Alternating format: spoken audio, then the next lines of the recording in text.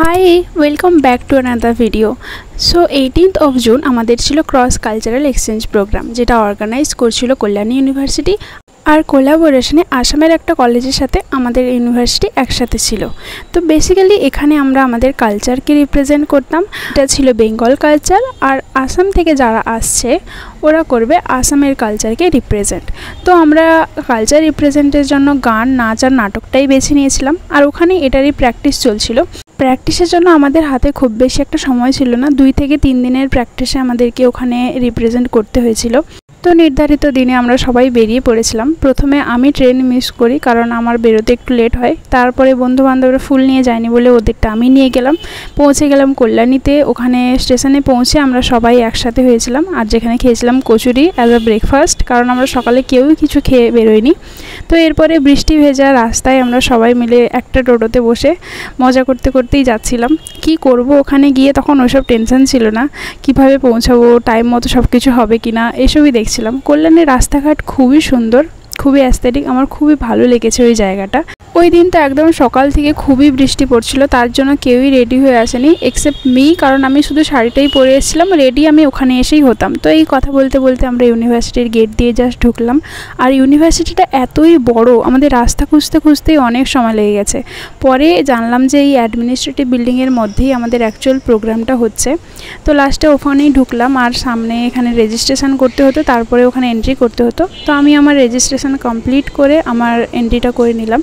তারপরেই তো খুব ব্যস্ততার সাথে আমরা রেডি হতে লাগলাম, কারণ আমরা ফোক ডান্স করছি। তো ফোক ডান্সের একটা আলাদাভাবে শাড়ি পরতে হয়, ওটা পরা, মেকআপ করা, খোপা করা করতে করতেই অনেক টাইম লেগে গেল। তারপরে ছিল ব্যাক টু ব্যাক দুটো dance.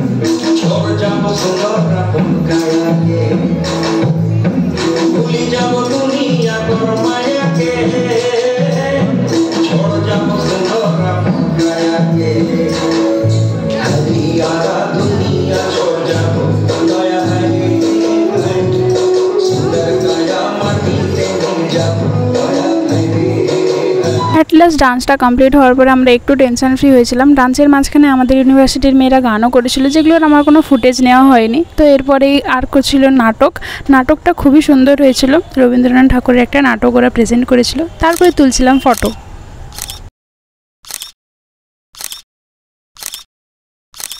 So after completing the photo session এখানে এসে দেখি আমাদের অলরেডি খাবার দেওয়া শুরু করে দিয়েছে। তো এখানে বেসিক্যালি টোকন জমা দিতে হচ্ছে, আর টোকন নিয়ে আমাদের খাবারের প্যাকেট ধরিয়ে দিচ্ছে। ওটাই করলাম আমরা সবাই। আমার তো আসতে একটু দেরি হয়ে গিয়েছিলো। এসে যখন দেখি সবাই এখানে বসে পড়েছে যে যার চেয়ার নিয়ে। তো আমরা দাঁড়িয়েই ছিলাম। আমাদের ইউনিভার্সিটির বেশ কয়েকজন যারা জাস্ট দর্শক হিসেবে দেখতে গিয়েছিল, ওরা তো আর নিজেদেরকে কন্ট্রোল করতে না পেরে খিদের জ্বালায় খাওয়া শুরুই করে দিয়েছে দাঁড়িয়ে দাঁড়িয়ে। বাট নেচে টেচে কোমর এতই ব্যথা, আমি তো পারতামই না দাঁড়িয়ে দাঁড়িয়ে খেতে। তো আমি ওয়েট করছিলাম। তার মাঝেই ব্লগের জন্য একটু ক্লিপ জোগাড় করে নিলাম। বেসিক্যালি আমার ব্লগে আমাকেই খুব কম দেখতে পাওয়া যায়, তাই আমি ট্রাই করছিলাম যাতে এবারে আমি নিজের একটু ভিডিও নিতে পারি। তো অ্যাট লাস্ট একটা চেয়ার পেলাম, আর ওখানেই বসলাম খেতে। তো আমি ওকে ক্যামেরা ধরতে বলে এদিকে অন্য একজনের সাথে কথা বলেই যাচ্ছিলাম, এক্সপ্লেন করছিলাম, যাই হোক কিছু একটা। সো আফটার লাঞ্চ ব্রেক আবার অ্যাকচুয়াল প্রোগ্রাম স্টার্ট হলো, যেখানে গান, নাচ এসবই চলছিল।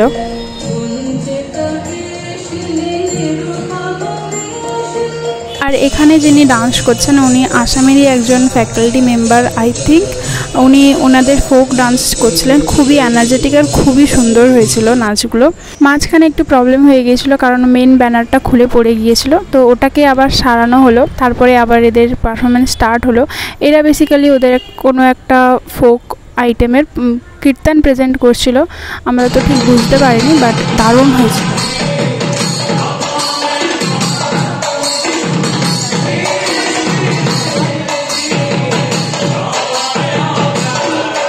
আফটার অ্যান এনার্জেটিক পারফরমেন্স এবার বাড়ি ছিল ওদের বোরো ডান্স প্রেজেন্ট করার, যেটা খুবই সুদিং দেখতে লাগছিল।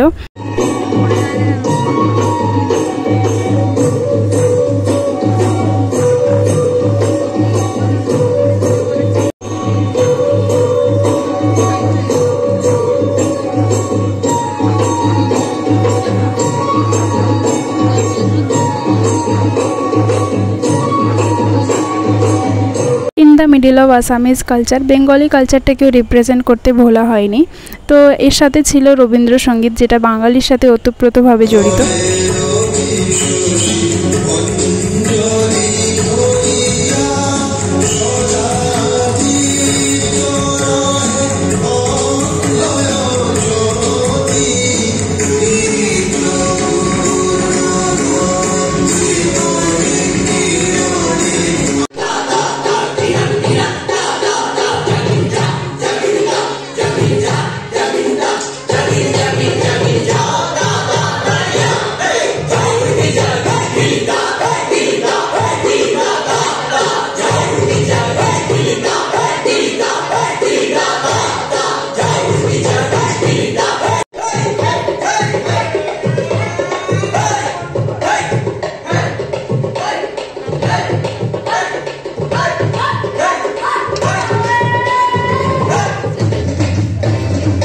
এটা বেসিক্যালি ছিল একটা যুদ্ধ নৃত্য, যেটা মেয়েরাই প্রেজেন্ট করেছিল। এরপরে আবার আসামের ছেলে মেয়েরা প্রেজেন্ট করছিল রাসলীলা।